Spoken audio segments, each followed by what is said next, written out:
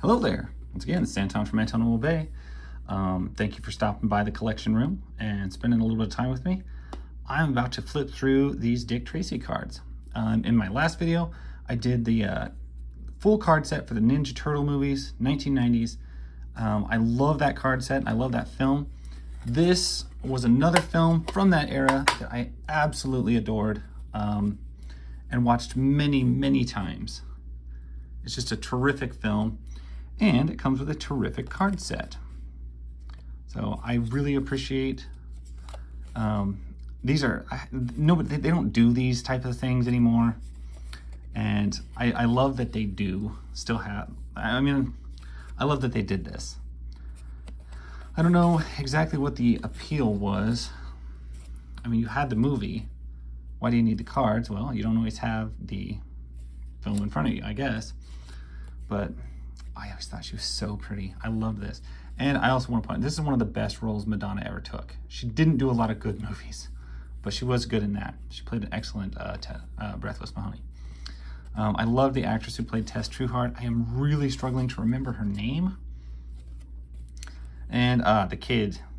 Everybody's like, oh, it's the kid. And he was the same kid who was in, oh, what was that? Hook. He was great in Hook. This guy was just disgusting. I absolutely loved Flat Top in the film. I thought he was one of the best villains. I keep flipping the card wrong though. The only thing I never really liked is that you have all these really amazing looking faces and characters. I never knew his last name was Jake Rossi. Everybody just says Itchy in the film. That's kind of neat. You have all these amazing faces and stuff like that. Amazing makeup work. But if you watch the film, there's really not a lot of time to really look at them. They're really passed by quickly. And I don't know if they just didn't think the makeup was that good. But when you look at the card set, I'm like, you know, some of these are the best image you're going to see of these guys because they skipped by them so fast that you really never got a really good look at a lot of them. I always thought that was kind of weird when you're working with so much prosthetics and makeup. The rodent looks a little rough. I always thought the rodent was one of the cooler of all the action figures. Shoulders. Also, these guys, unless you bought the figures, you would not know their names. Like the Stooge, you don't know his name. They never say it in the movie. They don't have a figure of him. You know, Steve the Tramp. So I thought that was weird. It's like, I don't know who these people are. I've read the book, the novelization of the films. Of course, I knew all about them. But it was weird that in the film, they never covered this very well.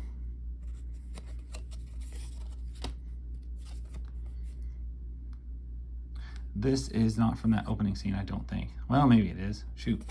I noticed this in card sets. They a lot of times put stuff out of order.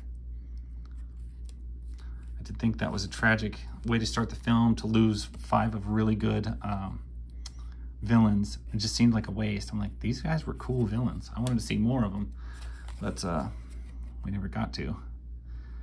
Now, there is something incredibly cheesy and hokey about the movie Dick Tracy. All of the there's a scene you did not get to see in the film. It was very colorful, very cartoonish, almost, is what I could say. Not very realistic. And I never noticed it so much when I was little, but as I got older, I was like, man, this is really, really cartoony and cheesy looking and not real. But as I get older, I learned to really, really appreciate that. And this is a beautifully stylized film. And I just think it's awesome. I was always immensely creeped out at the thought of being buried in concrete and dumped in the ocean, in the harbor. I also thought it was really weird they never found these bodies. I mean, there should be a pile of boxes at the bottom of this warehouse in the harbor. Why don't they just find that? They shouldn't be that deep, shouldn't be that hard to find. And also, how in the world did the cement set up? Because it was running when they dumped it all over him, and then they dumped him in the ocean. It was like, well, it didn't give it time to set up. Concrete takes a while to dry, people. I just thought somebody should have told him that. Tracy tracks his man.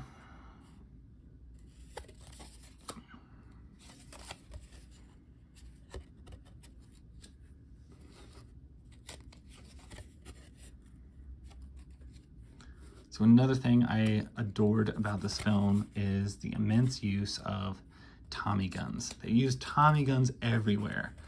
They're all over in this film. And I actually got the opportunity several years, it's been many years ago, to fire a genuine, fully automatic 1941, or, oh shoot, it would have been older than that. I think it was, the one gun I fired was a 40. Okay, the Tommy gun was like a 30s something. It was like a 30s Tommy gun, fully automatic, amazing. It wasn't the full 100 drum. It was like a 30 round drum. It was still fantastic. One of the most fun things I've ever done. I have a photo of myself on the wall firing it. It's the coolest gun ever. The only thing is I have a zoot suit, and I wish I'd have worn that the day I went to shoot the Tommy gun. But it was really hot, and I didn't, and so I have regrets. That is a lot of red. Just look at that. Lot of red. Roll call of evil. Who would wear a green and red hat like this? It just doesn't exist. I do want to say one thing about this scene. There is an amazing amount of cameos in this scene. Just look at it sometime. There is a whole bunch of big A-list celebrities in there. And you're like, what in the world are they doing in this film for like 10 seconds?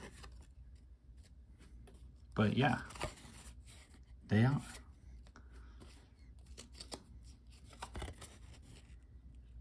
I always thought the blank was super cool. I always really wanted the figure.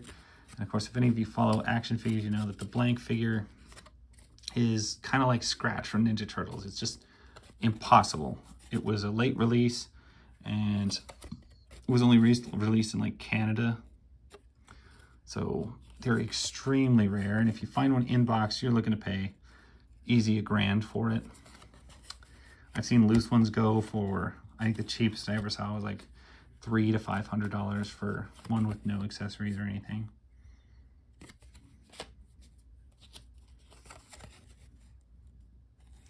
Man, he looks weird and messed up in that picture.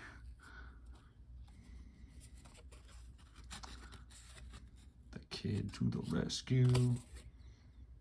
Narrow escape.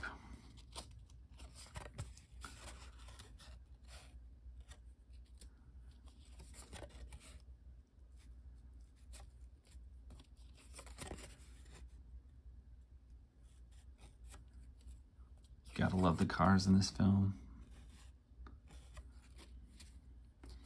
I also think the music score in this movie gets kind of underrated. It's actually quite good. I mean, if you're into old-timey music, and some of those breathless numbers are actually really, really fun to get stuck in your head. Especially more. Yeah, just an insane amount of red, and the coloring in this film was just so bizarre.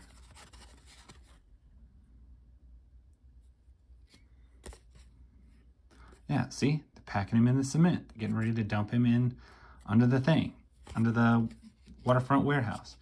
There's got to be a stack of these boxes with concrete and dead bodies in them under this warehouse. It makes no sense. Why don't the cops just look under there? They're gonna find it. If they just search the warehouse, they're gonna find the trap door. I mean, it's not that hard to hide a trap door or find a trap door. It's ridiculous. That is a weird choice for a photo.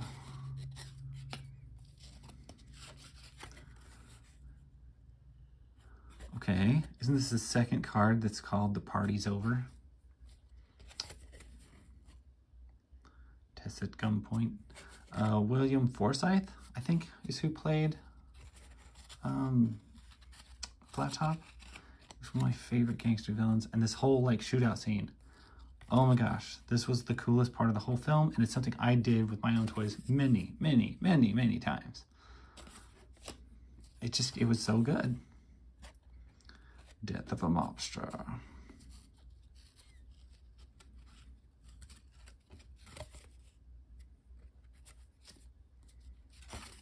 felt like the whole ending of this film within the clock tower or the bridge tower with the gears and everything, it was very, very Batman-ish. Can't say I was a wild fan of Batman, but I was a big fan of this film. Tess.